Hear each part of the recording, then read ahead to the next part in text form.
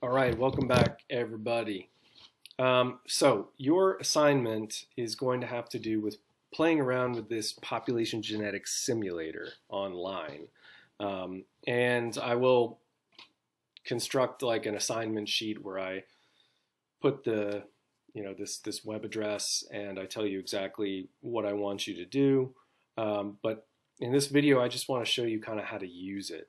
So um, all right, what you have up here is essentially ways to control the forces of evolution that are happening in a population.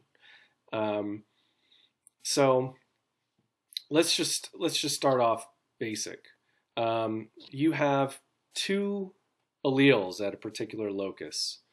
You see here under fitness, you've got A1, A1, A1, A2, A2, A2. So those are the three possible genotypes. A1 is the first allele at this location on the genome. A2 is the second allele, right? So maybe A1 is brown eyes and A2 is blue eyes, or whatever, enter whatever you want there. So these are the three genotypes of those. And what's going to be shown in these charts is the frequency of this top graph is going to show the frequency of the A1 allele over time, and the bottom graph is going to show the frequency of the A2 allele over time. Now, because there are only two alleles, those are basically going to be mirror images of one another. So really, I only am interested in, for our purposes, the top graph, okay? Because that's going to tell us all we need to know. So let me show you. Let's just start off with a population size of 200. There's 200 individuals in this population. I'm going to set the initial frequency of A1 to be 0.5, which means 50% of the alleles are A1, the other 50% are A2, okay? I'm not going to mess with anything else. Number of populations, that just means we're going to do 5 separate trials, but at the same time. We're just going to see what happens to the allele frequency, but we're going to imagine like we have 5 different like petri dishes, or we have 5 identical populations, and we're just going to run the experiment 5 times. Okay, so I'm going to hit go, and those different colored lines are the 5 populations, all right, that have the same initial conditions. And the reason it takes a while is because the computer is processing this. The larger the population size, the longer it's going to take to process it. So you see it's almost done here. Now it's done. Okay, so what does this tell us? So again, we're just looking here at this first here. I'm going to see if I can, expand it. Looking at this top graph. Frequency of A1 allele. You see all 5 populations started out right here at 50%, 0.5. All right, that's the initial frequency.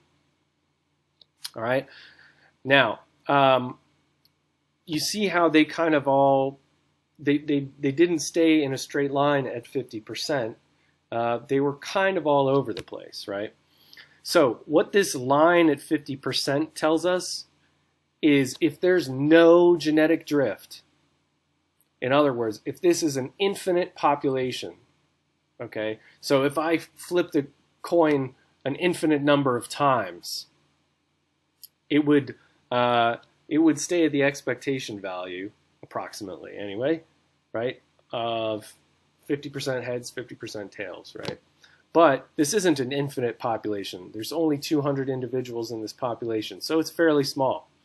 So all of this noise that you see around this infinite population line, that is because of genetic drift. That's just because of random fluctuations in allele frequency, okay? It doesn't have to do with natural selection or fitness or anything, all right? So you see 4 of the populations still had the A1 allele. This sort of hot blue, or whatever you want to call it, light blue, was somewhere around 85% at the end of our trial. And we had this, I don't know, what do you even call it, violet, I guess, was around 65%. The red was closer to 60%. The blue was almost right at 50%. And the green, almost 0%. Okay? Now, let me try this again. Let me change it. Let me change, first of all, here. Let me come down here. So there's a reset button. Everything goes away. I'm going to change the population size to 50. Smaller population. So what would you expect there to be more of? Genetic drift, right? So come down here. I'm going to hit go. Whoa, look at that. It's going all over the place.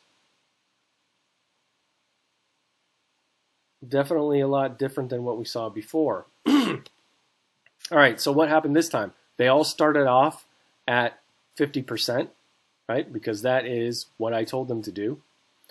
But 3 of them rose eventually to 100%. So 100% of the population had the A1 allele. That's called fixation. That means there's no more variation in that allele in the population because everybody has that allele. So unless there's mutation going on, there can be no more drift in the frequency of that allele. There can be no more selection in the frequency of that allele. It's at 100%. This light blue population, you see it went down to 0%. So that was lost. So again, that means no more, at that point, once you hit 0, it's out of the population. So it can't shift anymore after that. So in small populations, even though there's no selection acting on the A1 allele, genetic drift can just cause it to float either towards fixation or towards loss, and that's it. Either everybody has it or no one has it. Only in one case here, this blue population, population 2, it was still lingering on around 39% or so. All right. Now, let me reset that again. And let's do something different. Let's say the initial frequency of the A1 allele is 10%. All right, so that's pretty low frequency of the allele in a very small population. What do you think is going to happen then?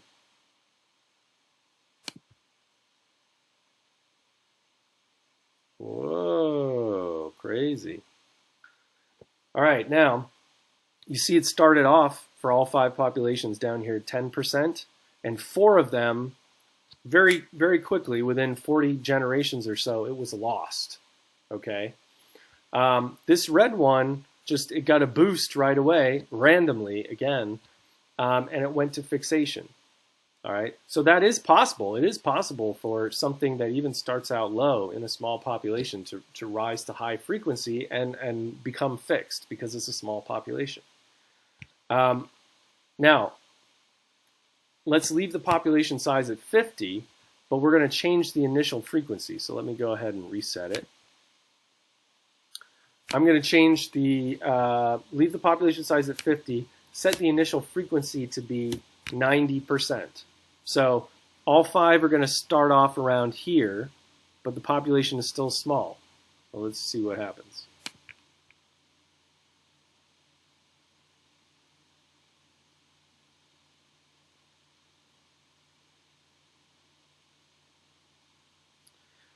Okay, pretty much the opposite of what happened last time.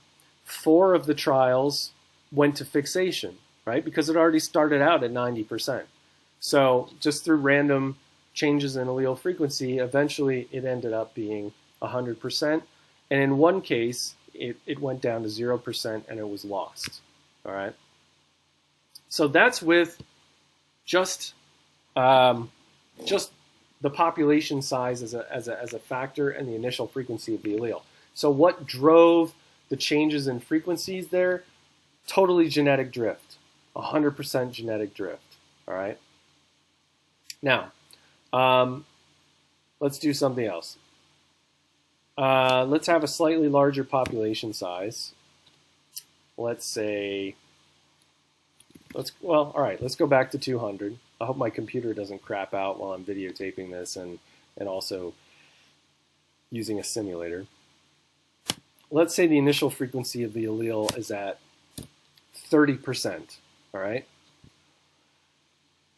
Now, I'm going to change the fitness of the genotypes. Let me reset this here first. I'm going to change the fitness of the genotypes. So, this is relative fitness.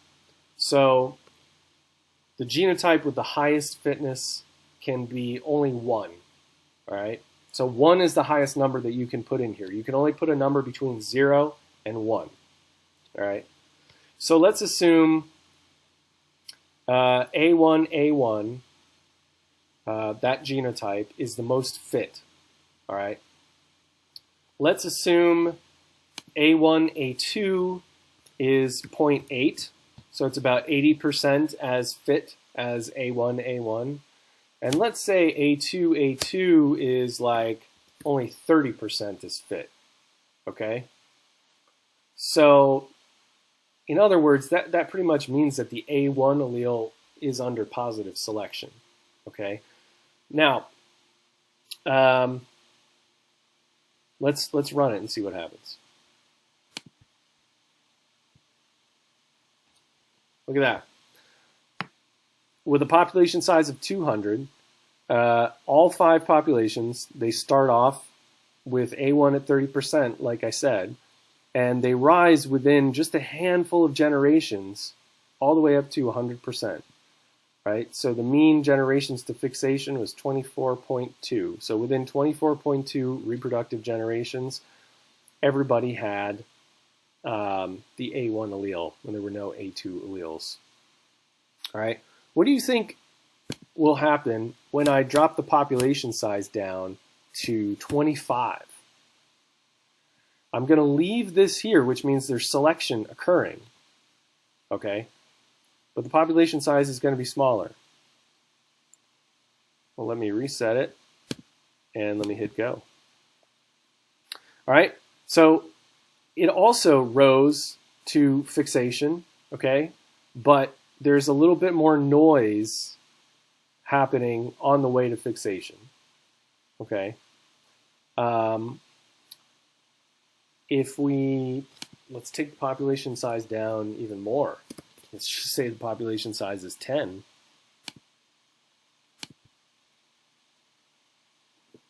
All right, so there's such strong selection here that it still rises to fixation. But let's make this a little bit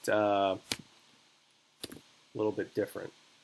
Let's just try and say this A2, it's not that bad. It's 70% as fit as A1. And let's just see what happens. You see, that was enough of a change that they don't all shoot up right away. There's much more drift because the population size is very small, so drift is strong. And the strength of the selection pressure, in other words, the degree to which the A1 allele is more fit than the A2 allele is less because I changed this number. So it varies more, okay? Let me see what else I want to show you. Let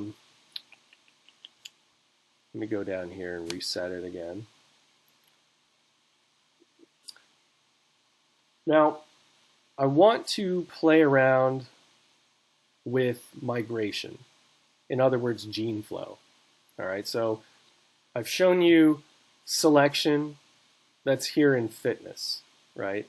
Again, fitness in this case can only be between 0 and 1. All right, so 1 is of the 3 genotypes, the one that has 1 is the most fit genotype. And all the others are relative to that, okay? So let's say here that Okay, we have a population size of 100. The initial frequency of the A1 allele, I'm going to leave at 30%. But I'm going to change the fitness here a little bit. I'm going to say A1A1 and A1A2. So in other words, homozygous A1 and heterozygous are the same fitness. What does that tell you? That A1 is dominant, right? Because homozygous dominant and heterozygous, if you have a situation of complete dominance, they're going to be the same phenotype. They're going to present the exact same way, okay? A2 I'm going to put down to 80%. This is 80% as fit as these two, okay? So there is a positive selection for the A1 allele, and let's just see what that looks like.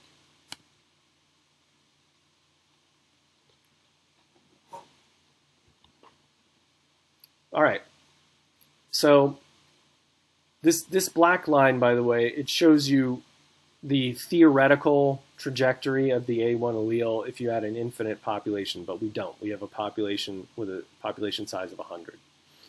So there's still some randomness, right? There's still some genetic drift, but selection is stronger than that, and selection is bringing it up towards fixation, and in fact, all 5 populations, they do fix eventually. All right, so selection is stronger than drift here. All right, now, what happens if this isn't a closed population, but you have individuals coming in from another population with a different genetic background? So, there, see here, there's this migration box. I'm going to click it not once, but twice. And I don't want to get into why that is. We don't really have time for all that theory, but I'm going to click it twice. Now, there's two things, two criteria to put in. The rate of migration, which means what percent of the population is new each generation. What percent of the population is coming in from this other population, okay? So I'm going to say 10%. Each generation, 10% are migrating in from a different population, right?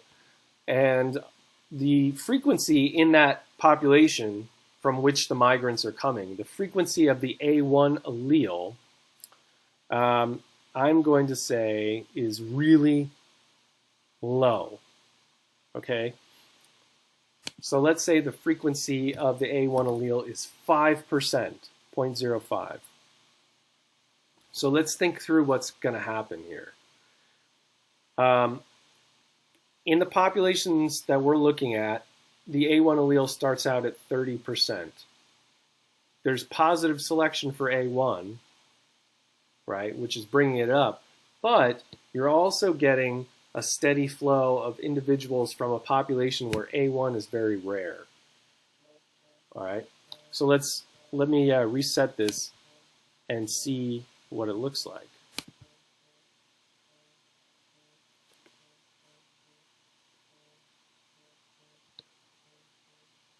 You see I'm getting a call here. Oh, hello. That's my brother. I'm gonna go ahead and decline that. Sorry guys. A lot going on the computer.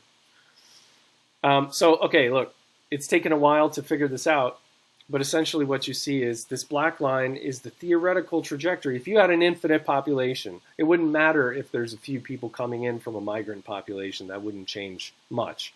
But because the populations that we're looking at, they have a population size of 100, 10% of individuals each generation coming in from an outside population is going to make a difference. So selection can't be as effective because while selection is trying to drag that up to a higher frequency, it's being bombarded by gene flow where the individuals who are coming in are bringing in the less adaptive allele in this environment. Okay, so there's always a push and pull with these things. Now let's see here. Let's make this a little bit less extreme. Let's say the frequency is 15%. So the frequency of A1 in the population from which the migrants are coming is only half of what it is in our sample populations.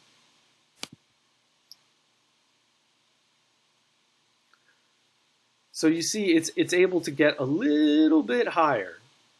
It's not where selection would drag it to if this were an infinite population, but it's getting there. Okay. So anyway, I wanted you to see some examples of the push and pull of these different forces of evolution. So let me just kind of summarize what we have here. For genetic drift, the things that are important are the population size. That's the most important thing for genetic drift, the population size. Okay. The other thing that's going to determine the outcome of the allele frequencies is what the initial frequency is. If you have a small population and the initial frequency of the allele is very low, most likely in all 5 of those sample populations, it's just going to drop out.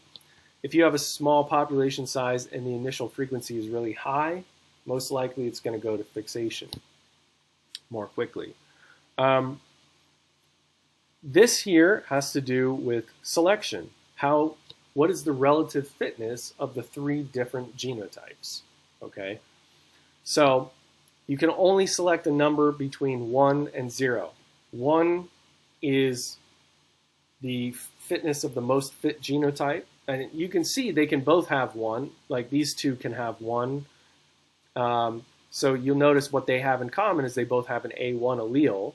So this implies that A1 is dominant and A1 is the one that's being selected for.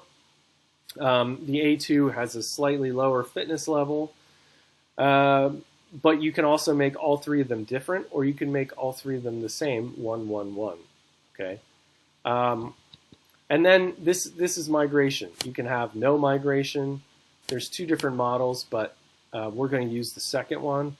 And the rate is what % of our sample populations are going to be made up of migrants from other populations, and from that population from which the migrants are coming, what is the initial frequency of the A1 allele? Okay, so we're not going to mess with mutation. We're not going to mess with bottleneck. You don't need to worry about checking this box over here. Okay. So this is something to play around with, and I'm going to give you a few specific things that I want you to do, and take a screenshot and just describe to me what you're doing. And I will put that all together in a document. So I hope this is doable. We'll take it a step at a time and see how it goes. But I wanted you to actually do some experimentation, sort of, since this is a lab. Okay, so I will post these, and then I will post the document of the assignment. And then if you have questions, please email me. All right. So have a good week, and I'll see you soon.